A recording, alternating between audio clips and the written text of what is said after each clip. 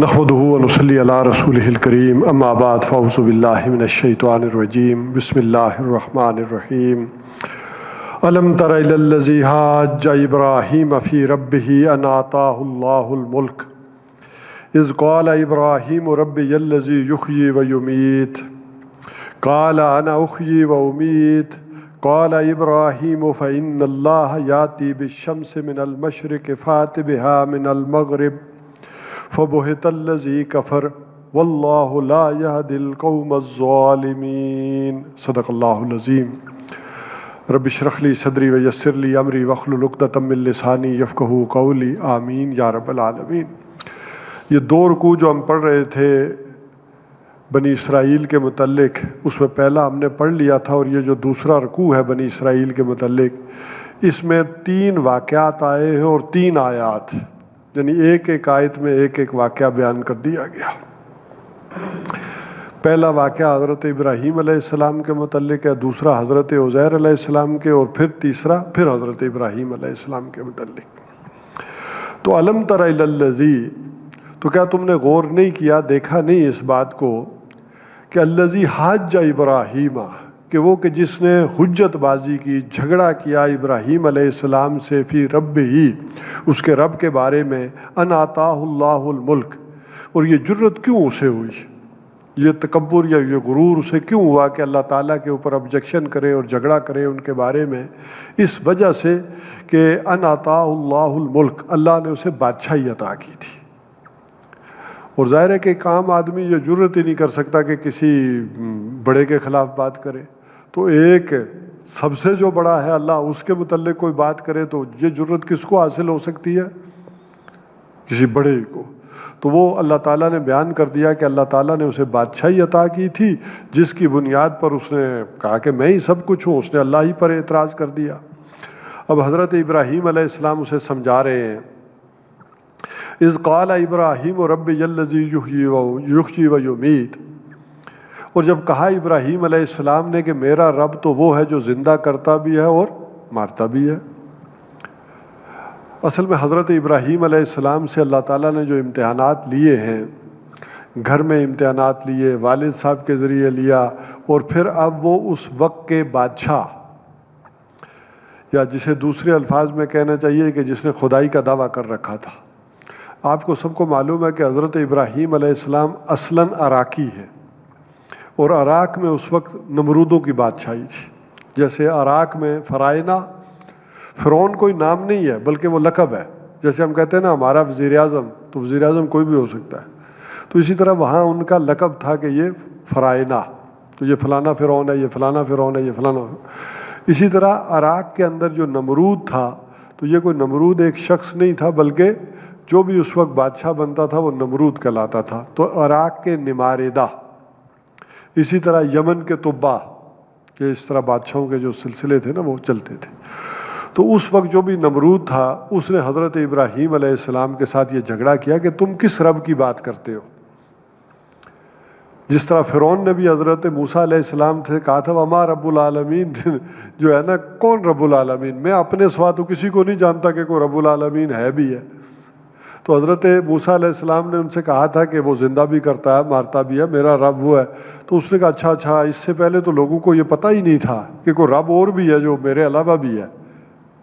تو وہ لوگ جو آپ سے پہلے مر گئے ان کا کیا معاملہ ہوگا؟ فرعون ذرا سمجھدار آدمی تھا، اس نے ٹیکنیکلی پھنسایا حضرت موسیٰ علیہ السلام کو کہ جو آپ سے پہلے مر گئے ان کا کیا ہوگا، وہ تو مجھے رب سمجھتے رہے تھے نا سارے۔ تو اس پر حضرت موسیٰ علیہ السلام نے کہا ان کا معاملہ میرے رب کے پاس، میں کوئی فیصلہ نہیں کرتا کہ ان کے ساتھ کیا ہوگا، تو اللہ تعالیٰ جانے۔ تو یہاں جب حضرت ابراہیم علیہ السلام تعارف کروا رہے ہیں اللہ تعالیٰ کا، تو کہہ رہے کہ میرا رب وہ ہے جو زندہ بھی کرتا ہے اور مارتا بھی ہے۔ قال انا احیی و امیت، اس نے کہا یہ کون سی بات ہے، یہ تو میں بھی کر لیتا ہوں، میں بھی زندہ کرتا ہوں اور مارتا ہوں۔ اور اس کے لیے اس نے کیا جیل سے 2 قیدی منگوائے، جس کو یعنی موت کی سزا ہو چکی تھی اس کو بری کر دیا کہ یہ دیکھو اس کو مرنا تھا میں نے چھوڑ دیا ہے، اور جس کو بری کرنا تھا اس کو موت کی سزا دے دی۔ اور رنجیت سنگھ کے بارے میں آپ نے سنا ہی ہوگا کہ مشہور واقعہ کہ وہ نیا جب وہ حکمران بنا ہے تو پولیس جو ہے نا اس کے سامنے مجرم لے کر آئی کہ تاکہ یہ فیصلہ کرے کہ ان کو کیا سزا دینی ہے. تو جو قاتل قسم کے لوگ تھے نا تو ان کو تو انہوں نے وہ باندھا ہوا تھا نا اپنے کمر کے ساتھ، وہ ہتھکڑیاں لگا کے نا تو ادھر باندھا ہوا تھا، اور جو ہاتھوں سے انہوں نے ان کو لگائی ہوئی تھی یعنی ہتھکڑیاں اور ساتھ یہ باندھا ہوا تھا. تو اس نے اب رنجیت سنگھ نے سوچا کہ پیش کیا گیا، وزیر اعظم نے کہا یہ قیدی حاضر ہیں تو ان کے ساتھ کیا سلوک کیا جائے، یہ مجرم لوگ جو ہیں. تو اس نے ذہن میں سوچا کہ یہ جو کمر سے باندھے ہوئے یہ زیادہ خطرناک قیدی ہے، جو اس کی فورس کہتے ہیں نا بندے، کہ یہ زیادہ خطرناک ہے، ان کو باندھا ہوا انہوں نے کمر سے، اور یہ جو ہاتھوں سے باندھے ہوئے یہ کم خطرناک ہے. تو اس نے کہا کہ یہ جو ہاتھوں سے باندھے ہوئے انہیں موقع دیا جائے، معاف کر دیا جائے، اور یہ جڑے لکوں بندے نے نا ان سارے نو پھانسی دے دی. تو وہ والا معاملہ ہوتا ہے کہ بادشاہ نے بلایا اور اس نے کہا کہ جس کو میں نے چھوڑنا تھا، مجرم نہیں تھا، اس نے موت کی سزا دے دی. اس نے کہا یہ میں بھی کرتا ہوں. قال ابراہیم، تو کہا ابراہیم علیہ السلام نے، فإن اللہ یاتی بالشمس من المشرق، تو نے کہا کہ اللہ وہ ہستی ہے کہ جو سورج کو لاتا ہے مشرق سے، فات بہا من المغرب، تو اس کو مغرب سے لے آ. چل تو اللہ ہے تو میرا اللہ تو وہ ہے کہ جو سورج کو مشرق سے طلوع کرتا ہے، تو ذرا مغرب سے لے آ. فبہت الذی کفر، تو وہ کافر جو تھا مبہوت ہو کر رہ گیا. اب ذرا بات کو سمجھے، پہلی دلیل وزنی ہے کہ وہ زندہ بھی کرتا ہے اور مارتا ہے، اس کو اس نے اڑا دیا. اچھا یہ دوسری دلیل اس کے مقابلے میں اتنی کوئی نہیں ہے، لیکن یہاں وہ مبہوت ہو کر رہ گیا. اس کو بعض مفسرین نے بڑا دلچسپ انداز میں لکھا ہے کہ کہتے ہیں کہ اگر ڈاکٹر کسی کو دوائی دے تو وہ دوائی ساری کٹھی پی لے نا تو وہ دوائی ہضم نہیں کر سکتا، اسے وومٹنگ ہو جائے گی. تو اگر آپ کسی کو کٹھی ڈوز دینا چاہیں گے تو وہ ڈائجسٹ نہیں ہو سکے گی، لیکن تھوڑی تھوڑی کر کے دیں تو وہی دوائی وہ کھا لیتا ہے. تو کسی کو دین کی بات سمجھانا بھی ہو تو تھوڑی تھوڑی ڈوز دے گا. اگر آپ کٹھی بڑی ڈوز دیں گے تو وہ کیا کرے گا، الٹی کر دے گا، وہ بات سمجھے گا نہیں. جیسے کہ اس کو حضرت ابراہیم علیہ السلام نے اتنی بڑی واضح دلیل دی. دنیا میں ہے کہ زندہ کرنے والا کون ہے، خود اس کو زندہ کرنے والا کون ہے اور مارنے والا کون ہے، لیکن اس نے اس کو الٹا دیا. لیکن جب اس کے مقابلے میں ایک چھوٹی بات کی گئی تو وہ مبہوت ہو کر رہ گیا. واللہ لا یہدی القوم الظالمین، اور اللہ تعالیٰ ایسے ظالموں کو ہدایت نہیں دیتا. یعنی جو اس طرح کی کٹ حجتیاں کرے اللہ تعالیٰ کی بات کے ساتھ، اللہ کے پیغمبر کے ساتھ، تو انہیں اللہ ہدایت نہیں دیتا. ہدایت کا قانون کیا ہے؟ جو ہدایت چاہتا ہے اللہ اس کو ہدایت دیتا ہے، جو چاہتا ہی نہیں ہے اللہ اسے ہدایت نہیں دیتا.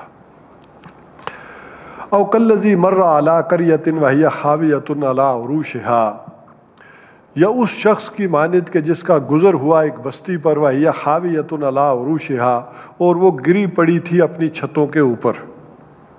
قال انا یحیی هذه اللہ بعد موتها، تو اس شخص نے کہا کہ اللہ تعالیٰ اس کو کیسے زندہ کرے گا اس کے مرنے کے بعد.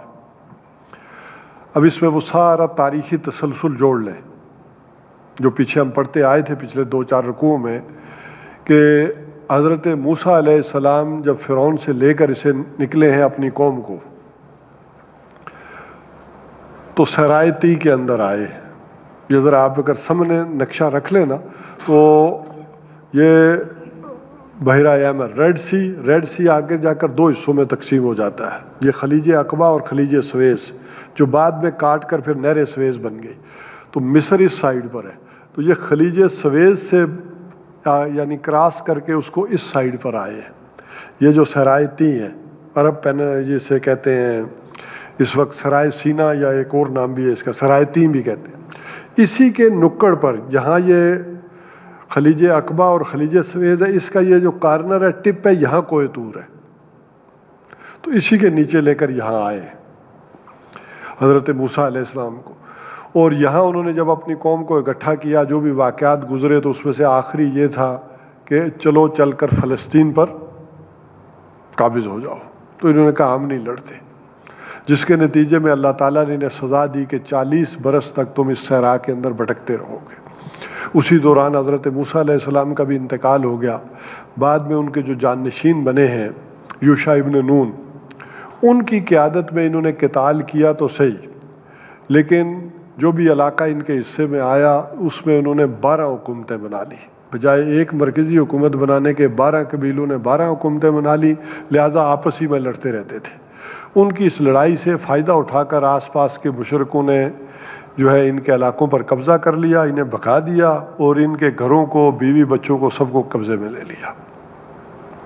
اس پر انہیں احساس ہوا ہے کافی عرصے بعد، اور پھر انہوں نے اپنے نبی سے گزارش کی. اس وقت نبی سمویل تھے، وہ جو میں نے سارا واقعہ آپ کو سنایا تھا کہ کس طرح پھر حضرت طالوت اور حضرت جالوت کی جنگ ہوئی، اور اس جنگ میں حضرت داؤد علیہ السلام کس طرح سے آئے.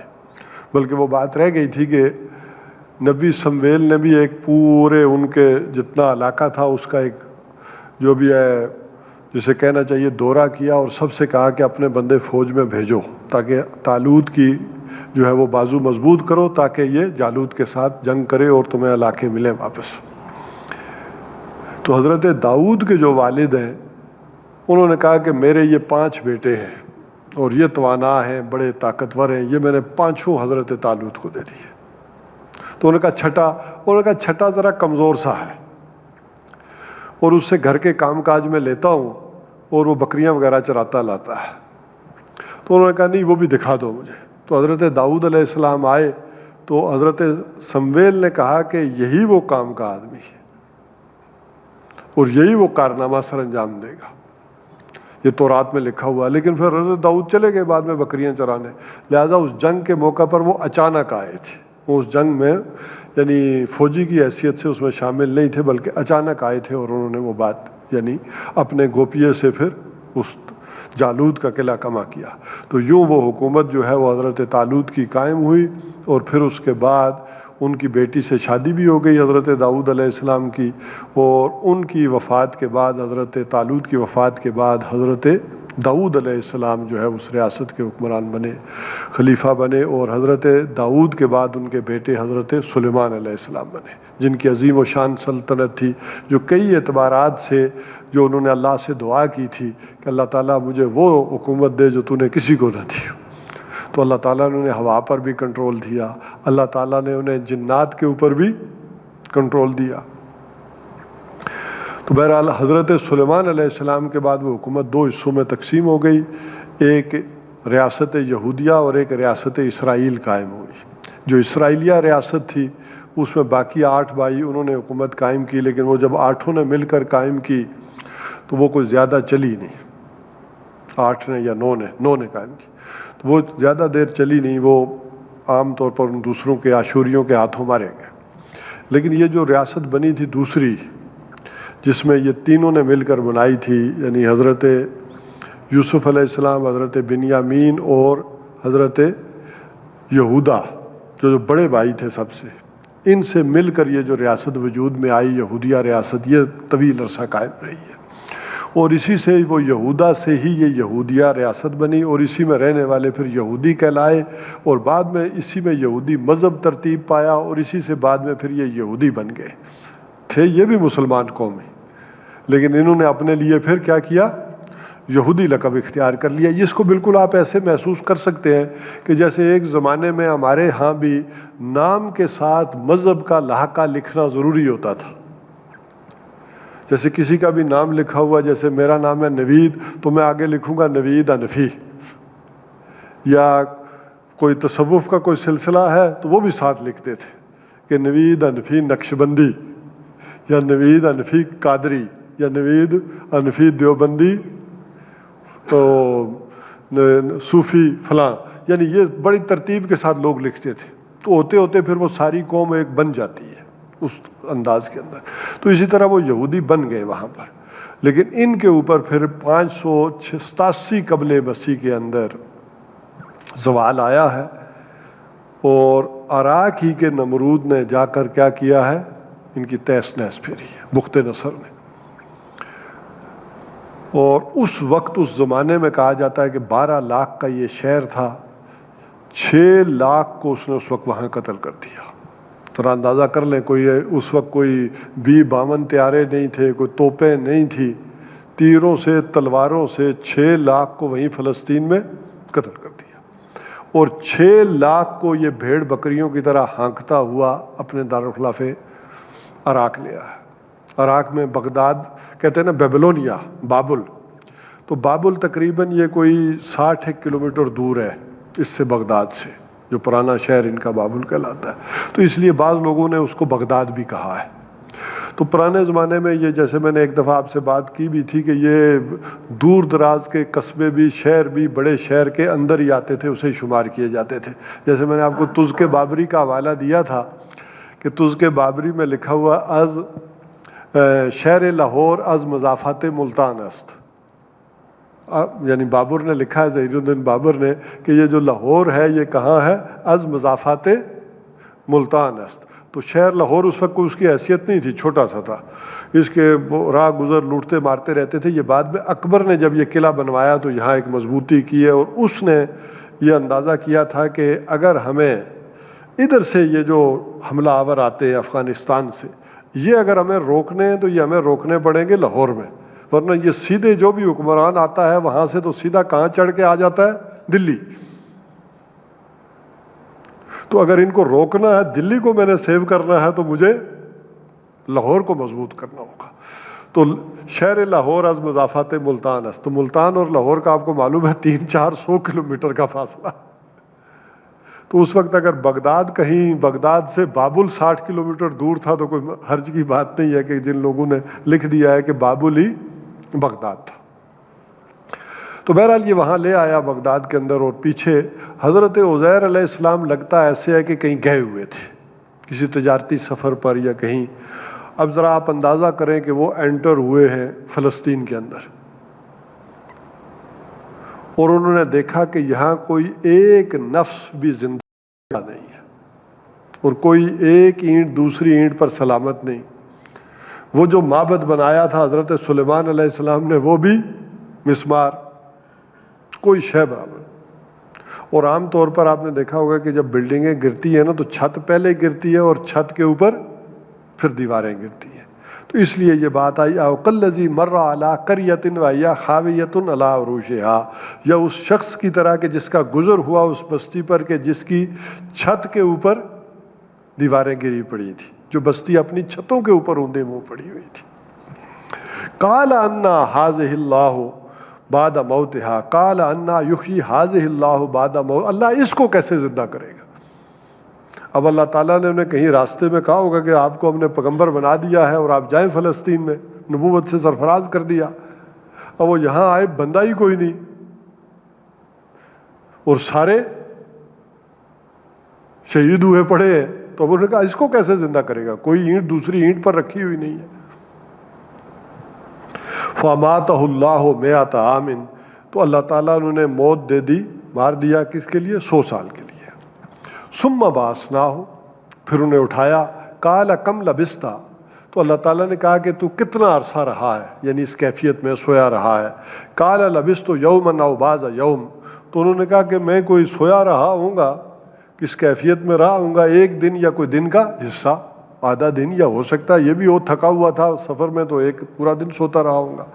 قَالَ بَل لَبِثْتَ مِائَةَ عَامٍ، تو اللہ تعالیٰ نے فرمایا کہ تو پورے 100 برس سوتا رہا۔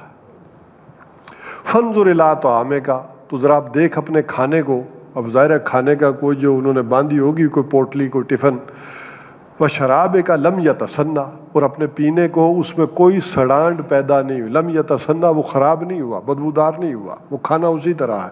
وَانظُرْ إِلَىٰ حِمَارِكَ، اور ذرا دیکھ اب اپنے گدھے کی طرف۔ اب جہاں انہوں نے آرام کرنے کے لیے لیٹے تھے وہاں گدھا ساتھ درخت کے ساتھ باندھ دیا تھا، تو ذرا اس کی طرف دیکھو۔ وَلِنَجْعَلَكَ آیَةً لِلنَّاسِ، اور تاکہ ہم کر دیں تجھے لوگوں کے لیے نشانی۔ وَانظُرْ إِلَىٰ حِمَارِكَ، یہ اس وجہ سے ہے کہ ہم تجھے بھی نشانی بنانا چاہ رہے ہیں، لیکن اب ذرا دیکھ اپنے، یعنی وَانظُرْ إِلَى الْعِظَامِ، اب ذرا دیکھ اس کی ہڈیوں کی طرف۔ كَيْفَ نُنشِزُهَا، ہم کیسے انہیں اٹھاتے ہیں۔ ثُمَّ نَكْسُوهَا لَحْمًا، اور پھر ہم انہیں گوشت پہناتے ہیں، یعنی ان کے سامنے وہ پنجرہ کھڑکھڑایا ہوگا، اٹھ کھڑا ہوا ہوگا، اس پر پھر گوشت چڑھا ہوگا۔ فَلَمَّا تَبَيَّنَ لَهُ، پھر جب ان پر یہ بات واضح ہو گئی قال اعلم ان اللہ علی کل شیء قدیر، تو انہوں نے کہا کہ میں جان گیا کہ یقیناً اللہ تعالیٰ ہر شے کر سکتا ہے، ہر شے پر قادر ہے، ہر شے ہو سکتی ہے۔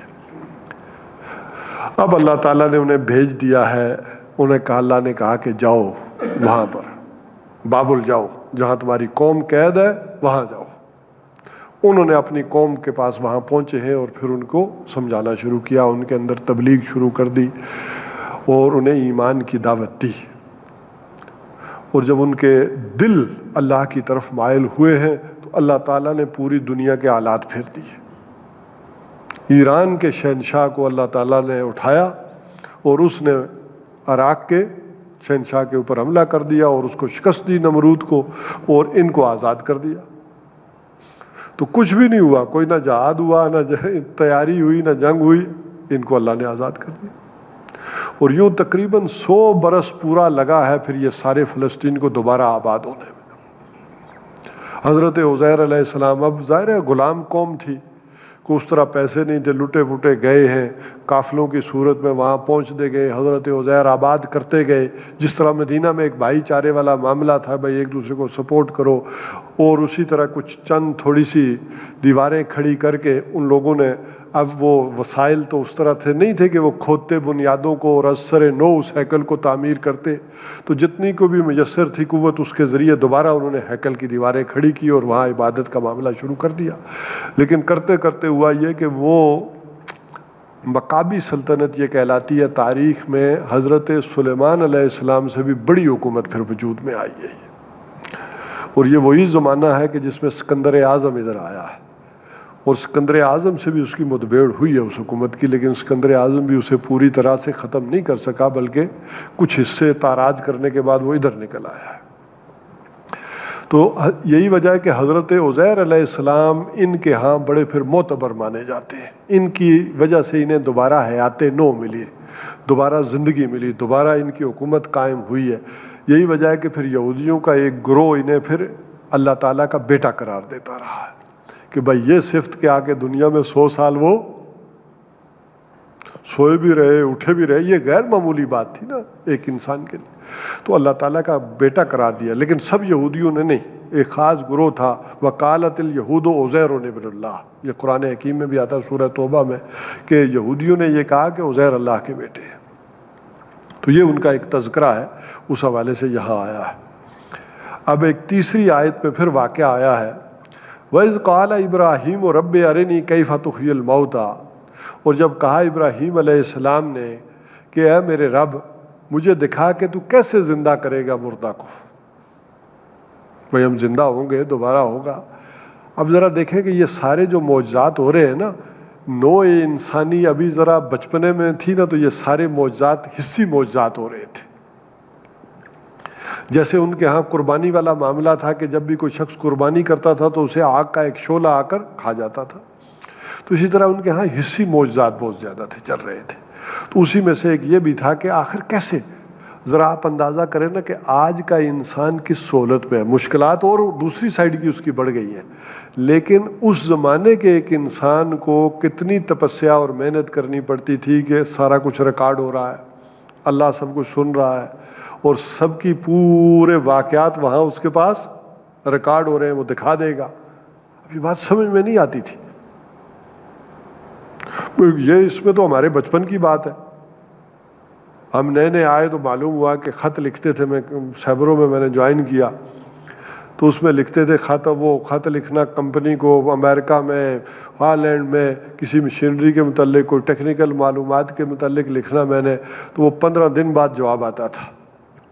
تو کوئی جواب دیر ہو جاتی تھی، نہیں آتا تھا تو کہتے ریمائنڈر ڈالو، پتہ کرو، 2 مہینے لگ جاتے۔ تو وہ جو میرے صاحب تھے وہ کہتے کہ بے پتر تو فکر نہ کر، ایک ایسی مشین آنے والی ہے، تو خط پایا کرے گا نا تو اسی لمحے اتھوں پائے گا تو ادھر جا کے نکلیا کرے گا امریکہ وچ، یہ سہولت ہو جائے گی، وہ مشین دنیا چ آ گئی ہے تو بس آن والی ہے۔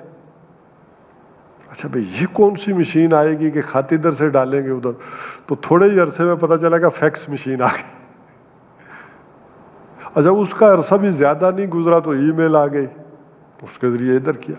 اچھا پھر ہمیں وہ سنتے تھے کہ یار یہ جو فون اول اس زمانے میں فون لگنا ہی محال ہوتا تھا کسی کا. پھر فون عام ہوئے تو کہتے ہیں یار آج کل لگ نہیں رہا فون، لیکن ایک ایسا زمانہ آنے والا ہے کہ آپ جب فون پہ بات کریں گے تو بندہ دیکھے گے، بندہ نظر آئے گا.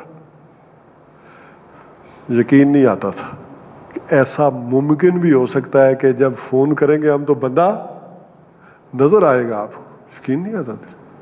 اچھا آج یقین کرنا کوئی مسئلہ ہے؟ آسان ہو گیا.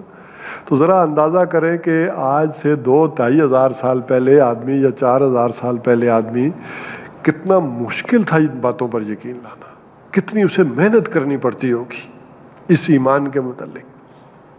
آج کا انسان تو اس میں کوئی محنت ہی نہیں، بھئی یہ سارا ریکارڈ ہو رہا ہے، اس میں کون سی بات ہے. جب بلکہ ٹیپ ریکارڈر آ گیا تو تب بھی لوگوں نے مان لیا یہ دیکھیں ٹیپ ریکارڈر میں ریکارڈ ہو رہا ہے.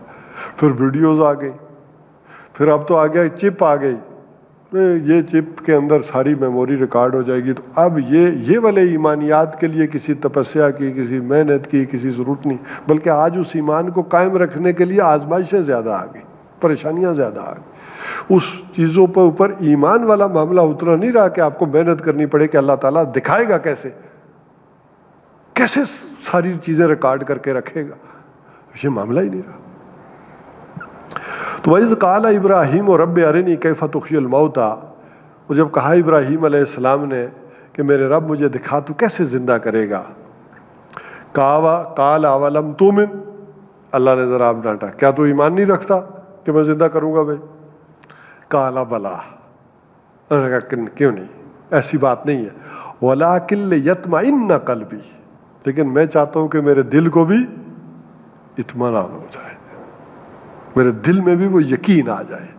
ایک ایمان اور یقین ہے کہ بھائی میں نے مان لی ہے بات، لیکن ایک ہے کہ پریکٹیکل بھی سامنے آ جائے. دیکھیں نا صوفیاء کہتے ہیں کہ یہ جو باطنی حقائق ہیں یہ جب تک کسی کو سمجھ نہیں آ سکتے جب تک کہ اس کا تجربہ ان باطنی حقائق میں ہو نہ جائے. اس تجربے سے وہ چیزیں اسے سمجھ میں آئیں گی. تو انہوں نے کہا کہ میرا دل میں اطمینان آ جائے. اچھا اسی لیے پھر تاریخ میں ذرا یہاں یہ سمجھ لیں کہ علم الکلام ایجاد ہوا. علم الکلام کیا تھا کہ ہر زمانے کی ذہنی سطح کے مطابق وہ جو ماورائی حقائق ہیں، ماورائی حقائق کون سے کہ جو ان آنکھوں سے، کانوں سے، آنکھوں سے محسوس نہیں کیے جا سکتے، اس کی لمٹس میں نہیں آتے، وہ حقائق ان کی تعبیر ایسے کی جائے کہ جو انسانی عقل کے نزدیک تر ہو، تاکہ کچھ اسے یقین آ جائے، اسے سمجھایا جائے. یہی وجہ ہے کہ مشہور جو فلسفی جرمنی کا گزرا ہے کانٹ، اس نے ایک بات لکھی کہ آج تک دنیا میں جتنے بھی اللہ تعالیٰ کے بارے میں دلائل دیے گئے ہیں ان سے ثابت نہیں کیا جا سکتا کہ خدا ہے. ہمارے یہاں ذرا بڑے بڑے محاورے آپ نے سنے ہوں گے کہ بھئی وہ کسی نے پتھر مارا کسی کو تو اس نے کہا کہ مجھے درد ہوا، تو اس نے کہا درد دکھاؤ نا کہاں ہے. تو دکھا تو نہیں سکتے لیکن محسوس تو ہوتا ہے کہ ہے درد. اس طرح کی بے شمار چیزوں سے لوگوں نے چیزیں اخذ کی، سمجھانے کی کوشش کی. اور یہ بھی کہا کہ یہ جنات وغیرہ آگ سے بنے، ان پر آگ کیسے اثر کرے گی. تو کسی نے کہا تمہیں مٹی کا وہ ڈیلا مارے تو لگتا ہے نا، تم بھی مٹی سے بنے ہو تو مٹی سے اثر کرتی ہے کہ نہیں کرتی. اس طرح کی ساری باتوں سے ایک چیزیں ترتیب پائی. لیکن کانٹ نے کہا جتنے بھی دلائل دیے تھے یہودی متکلمین نے، پھر عیسائی متکلمین نے، پھر مسلمان متکلمین، ایک ایک کر کے اس نے کہا کہ یہ نہیں ہو سکتا ثابت. یہ اس وجہ سے میں بتا رہا ہوں نا کہ پچھلے دنوں میں کچھ نہ کچھ مناظرے ہوئے ہیں، اور اس میں پھر ایک پیک پہ آ کے پھر آدمی کو مایوسی ہو جاتی ہے کہ ایک دم جب حالات پلٹ جائیں اور ناکامی ہو جائے. وہ انڈیا میں جو مفتی صاحب کا اور اپنے وہ کیا وہ شاعر صاحب ہیں، کیا نام ہے ان کا، جاوید اختر صاحب کا بڑا وہ مناظرہ ہوا ہے. تو جاوید اختر صاحب کا بھی موقف یہی تھا کہ میں نہیں مانتا کہ کوئی ہے وہ مسلمان، کہ میں نہیں مانتا.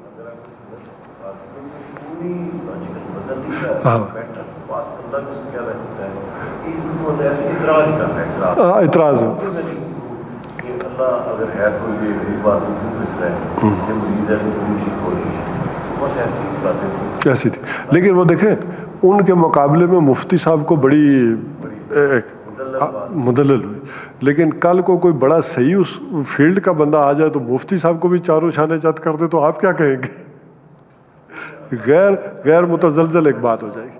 ہاں ہاں. لیکن میں جو بات سمجھانا چاہ رہا تھا وہ کیا ہے کہ یہ ہمیں سمجھ لینا چاہیے دنیا میں جو کچھ بھی ہو یہ چیزیں یقین میں چیزوں میں اضافہ تو کرتی ہیں لیکن الٹیمیٹلی رزلٹ کیا ہے کہ اللہ تعالیٰ کو دلائل سے ثابت نہیں کیا جا سکتا. یہ بات ہمیں سمجھ لینی چاہیے. ایک یقین پیدا ہو جانا اس میں اضافہ ہو جانا یہ سب باتیں ہیں لیکن کوئی کہے کہ اس سے میں ثابت کر لوں گا یہ نہیں ممکن. یہی وجہ ہے کہ کانٹ نے وہ سارے دلائل دے کر جو بھی آج تک دنیا میں دیے گئے اس نے سب کی نفی کی ہے. البتہ بعد میں اس نے ایک کتاب لکھی ہے. یہ جو کتاب ہے اس کی the critique of your pure reason, the critique of practical reason میں اس نے لکھا ہے کہ یہ جب تک اللہ کو نہ مان لینا تو اخلاقیات کا کوئی وجود ہی نہیں رہتا، نیکی نہیں رہتی. تو جب پریکٹیکلی ہم دنیا میں آتے ہیں تو یہ سمجھنا پڑتا ہے کہ کوئی نہ تو کوئی ہے ہی نہ جو چلا رہا ہے. کتنا دنیا کی کوئی طاقت کو ڈیزائن نہیں کر سکتی. تو ایک پچھلے علامہ اقبال جو اللہ کے ہونے کا پروف ہر چیز کو ہر چیز عقل کو اپیل کرتا ہے، کہتا ہے پالتا ہے بیج کو مٹی کی تاریکی میں کون آیا کھینچ کے پچھم سے بادے ساتھ تھا. یہ پوری نظر ہے. جی جی. تو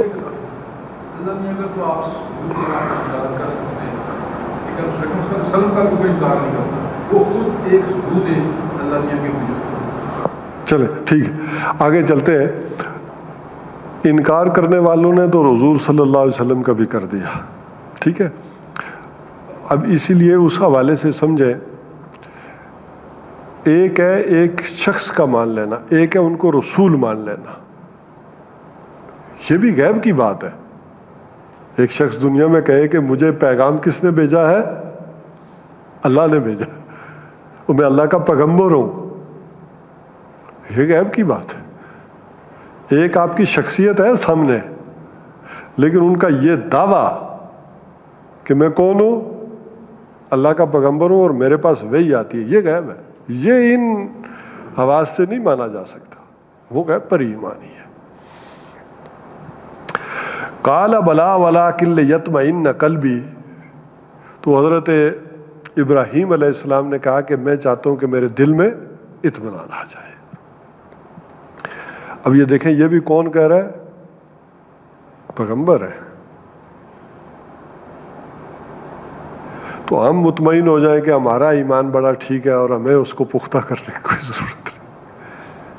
اور آج وہ پختہ کیسے ہوگا وہ ایک علیحدہ بات ہے. قال فخذ اربعۃ من الطیر.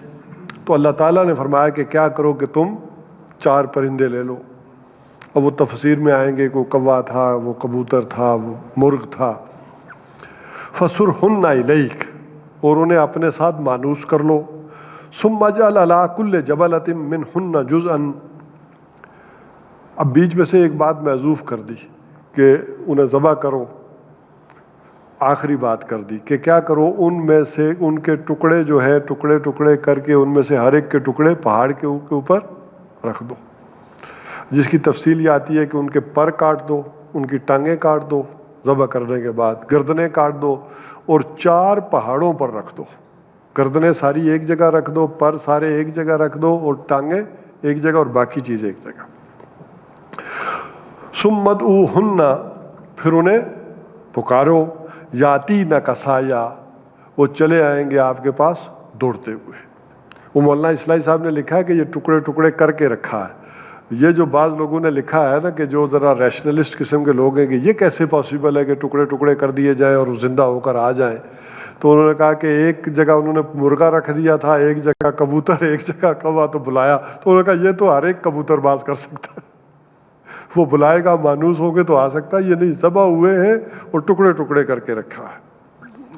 وَعَلَمَ أَنَّ اللَّهَ عَزِيزٌ حَكِيمٌ. تو انہوں نے کہا کہ جان لیا میں نے کہ ان اللہ عزیز الحکیم، اللہ تعالیٰ زبردست ہے اور حکمت والا ہے. اب یہ 3 واقعات جو تھے یہ بیان کر دیے گئے اور اس کی چیزیں جو ہے وہ ہمارے سامنے آئی. اب ذرا سمجھ لیں کہ اگلے جو 2 رکوع ہیں شاید ہم ان کا مطالعہ پورا نہ کر سکے، اس کی ابتدائی تعارف میں کروا دیتا ہوں، مطالعہ شاید بعد میں پھر کر لیں گے. یہ 2 رکوع انفاق فی سبیل اللہ پر قرآن حکیم کی چوٹی ہے. ان 2 رکوعوں میں انفاق فی سبیل اللہ کا جو مضمون آیا ہے اس حوالے سے یعنی عمود ہے، عروج ہے، اس کا ٹاپ پہ یہ مضمون چلا گیا. اس حوالے سے کچھ چند چیزوں کو سمجھ لیں. اللہ کی راہ میں مال خرچ کرنا یہ ہمیشہ سے فعل معمود رہا ہے، ایک اچھی بات گنی جاتی رہی ہے، شریعت کا بھی لازمی جز رہا ہے، بلکہ اس کو عبادت کا درجہ دیا گیا ہے اور اسے فطرت انسانی کے ساتھ بھی جوڑا گیا ہے کہ اللہ کی راہ میں انسان مال خرچ کرے. اس حوالے سے جان لیں کہ اللہ تعالیٰ کی راہ میں اس مال کے خرچ کرنے کے حوالے سے قرآن حکیم میں تقریباً 10 طرح کی اصطلاحات آئی ہے یا 10 طرح کے آپ کہہ لیں کہ جملے آئے. سب سے بنیادی بات آئی ہے اطعام الطعام، لوگوں کو کھانا کھلانا. یطعمون الطعام علی حبہ، جس میں وہ بات آتی ہے نا کہ لوگوں کو کھانا کھلانا اللہ کی محبت میں، اس کی محبت کی وجہ سے کھانا کھلانا. وہ کیا تھا؟ یتیمم و اسیرا. 3 درجے بیان کیے گئے نا، کیا تھے اب وہ مجھے ذہن میں نہیں آ رہے. سورہ دہر میں یتیمم و اسیرا آخری ایک پہلے بھی آتا ہے. مسکینم و یتیمم و اسیرا، یہ ان تینوں کو، مسکینوں کو کھانا کھلانا، یتیموں کو کھانا کھلانا اور قیدیوں کو کھانا کھلانا. قیدیوں کے حوالے سے سمجھ لیں، قیدیوں کو اس لیے کہ اس زمانے میں کوئی جیلیں نہیں ہوتی تھی. کسی نے کوئی قصور کیا ہے، میرا کسی نے کوئی جرم کر دیا، کونسل بیٹھی، جرگہ بیٹھا، انہوں نے فیصلہ کر دیا کہ تم 1 سال کے لیے قیدی ہو ان کے، تم نے قصور کیا ہے ان کا، چوری کیا، جو بھی کیا ہے، تو 1 سال کے لیے ان کے قیدی ہو، تم کہیں نہیں جا سکتے، جو یہ کہیں گے وہ کرنا پڑے گا قیدی. تو اب وہاں جو نام سیٹ تھی وہ قیدی ہو جاتا تھا، بھگتنا پڑتا تھا. اب وہ میرے پاس قیدی بن کے آ گیا، اب میں جو چاہے اس سے کام شام لوں کروں. اور معلوم ہوا اچانک فاقہ کشی آ گئی، فاقے کا دور پڑ گیا، غلے کی قلت پیدا ہو گئی. اب میرے پاس خود کھانے کے لیے کچھ نہیں ہے تو میں اپنے قیدی کو کیا دوں گا؟ اور اگر ہے ہی تھوڑا تو اپنے بیوی بچوں کو تو قیدی بھوکے ہوتے تھے. تو اس وقت بھائی جن کو سہولت ہے، کچھ ہے، وہ کھلائے پلائے. بلکہ اگلی دفعہ یاد کرائیے کہ میں یہ بنو ہاشم کا مشہور واقعہ سناؤں گا جس سے حضرت ہاشم نے یہ بات کی. بلکہ ہوتا یہ تھا کہ جس قبیلے کے پاس کھانے کو نہیں ہوتا تھا، پھر وہ قبیلہ دور پہاڑ میں ایک جگہ چلا جاتا تھا مرنے کے لیے. ہمارے پاس تو اب کچھ نہیں ہے، تو اب کیسے کریں گے؟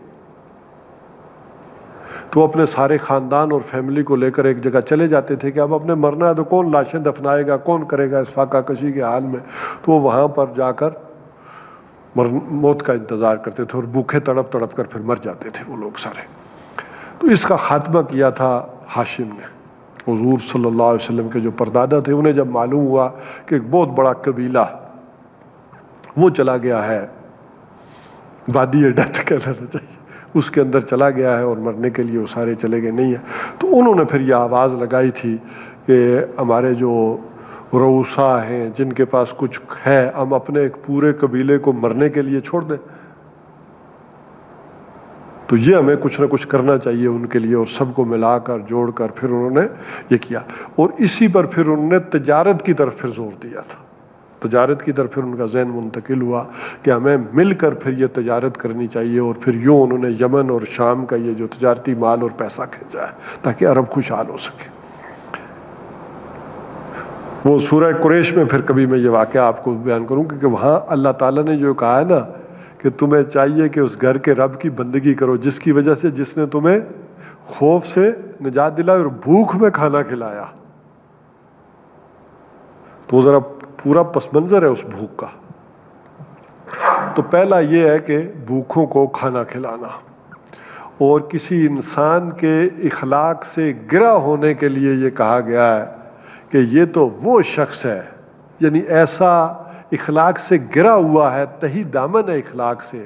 ارائیت الذی یکذب بالدین فذلک الذی یدعو الیتیم فلا یحض علی طعام المسکین.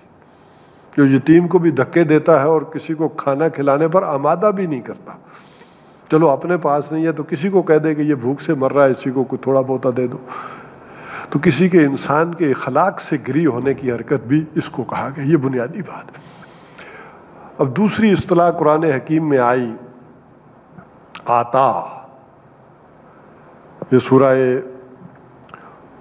لیل میں یہ بات ہے، اما من آتا واتقا واما من آتا. وہ شخص جس کے اندر آتا ہے، جود و سخا ہے، دینے کا وصف ہے. اس کو بنیادی وصف قرار دیا گیا انسانی اخلاقیات میں، دینے کے لیے. اب اس میں ٹوٹلی دینے کے لیے کوئی چیز کسی کو ضرورت ہے تو وہ دے دینی، عطا کر دینی.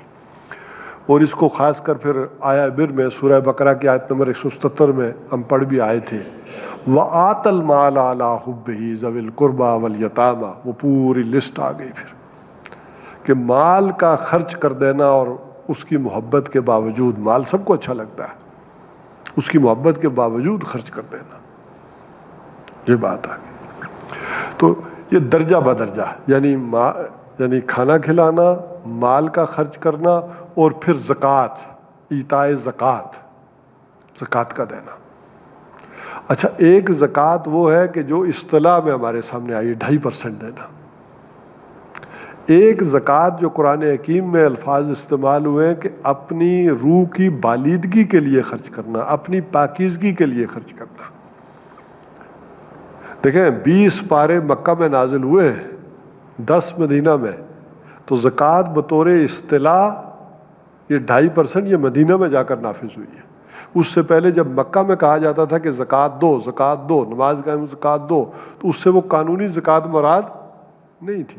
اس سے مراد یہ تھی کہ اپنی روح کی بالیدگی کے لیے، ایمان کے لیے یہ زکوٰۃ دو، اپنی پاکیزگی کے لیے مال خرچ کرو.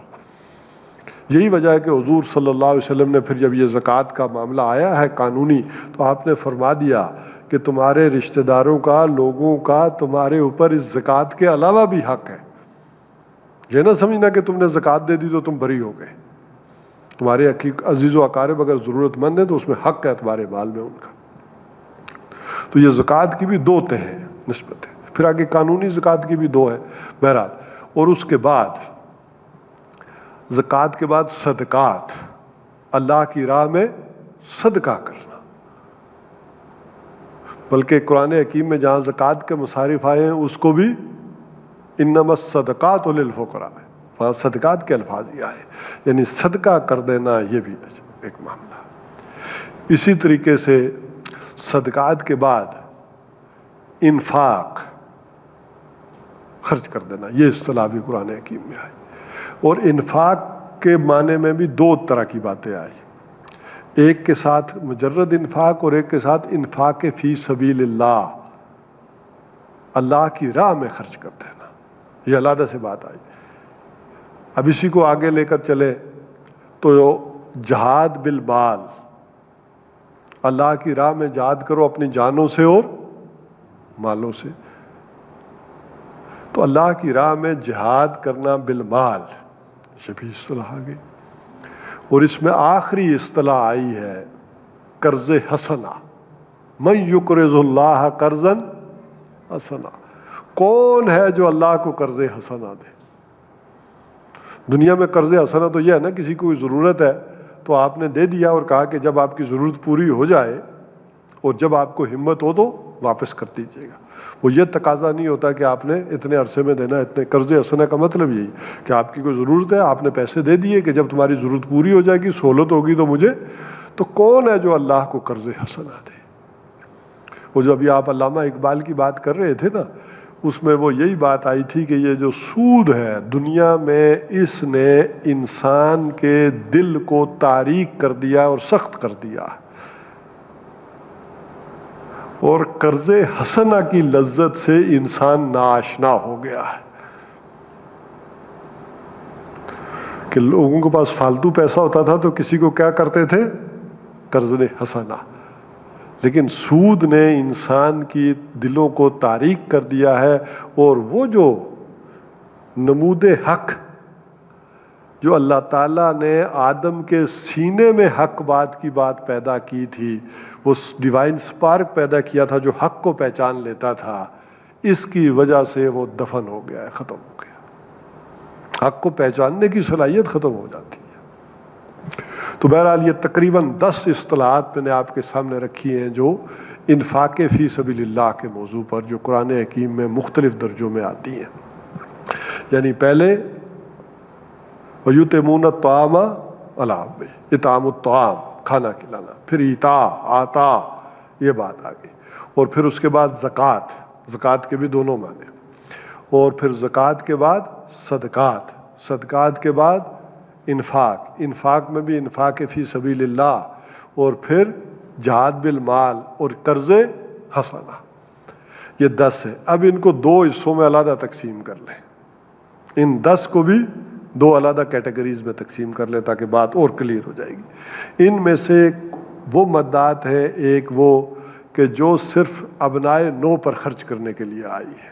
ابنائے نو سے مراد کیا ہے؟ نوع انسانی پر، آدم کا کوئی بیٹا، حوا کی کوئی بیٹی ضرورت مند ہے، اس کی ضرورت پوری کر دینا۔ اور ایک اصطلاحیں وہ آئی ہیں کہ جو صرف اللہ کے دین کے لیے خرچ کرنا، اس کو اللہ تعالیٰ نے کہا کہ یہ میرے اوپر قرض ہے، اللہ کے دین کے لیے جو خرچ کرو گے وہ میں اپنے اوپر قرض سمجھوں گا۔ تو ان 2 اصطلاحوں کو، 2 مدات کو بھی علیحدہ رکھیں۔ انسان کی زندگی میں یہ دونوں مدات ہونی چاہیے کہ اپنے پیسے میں سے ایک حصہ وہ اپنے ابنائے نو پر، عزیز و اقارب، یتیموں، مسکینوں، ان ضرورت مندوں پر خرچ کرے، اور اس کے پیسے کا ایک حصہ اللہ کے دین کے لیے خرچ ہونا چاہیے۔ یہ میں نے ابتدائی تعارف اور بات اس لیے کر دی ہے کہ تاکہ یہ جب 2 رکوع پڑھے جائیں تو آپ بالکل ان اصطلاحات سے کلیئر ہوں کہ وہاں بات کیا ہو رہی ہے اور کس اصطلاح کی بات ہو رہی ہے اور کس کس درجے کی بات ہو رہی ہے۔ تو یہ ساری چیزیں اگر مائنڈ میں ہوں گی تو 2 رکوع ہم پڑھیں گے تو انشاءاللہ العزیز اس میں آسانی والا معاملہ پیدا ہوگا کہ یہ 2 مدات علیحدہ ہیں۔ اور ہوا یہی ہے کہ دنیا میں اصل میں ایک اور چکر بھی چلا ہے۔ عام طور پر یہ دوسری مد اور اس کی اہمیت لوگوں کے سامنے جب واضح نہیں ہوتی تو وہ مد جو لوگوں کے لیے اللہ تعالیٰ نے مقرر کیا، لوگ اس مد میں سے لے کر پھر اللہ کے دین کے لیے خرچ کرنا شروع کرتے ہیں۔ تو اس کی دونوں چیزوں کو علیحدہ رکھیں۔ اقول قولی ھذا واستغفر اللہ لی ولکم ولسائر المسلمین والمسلمات۔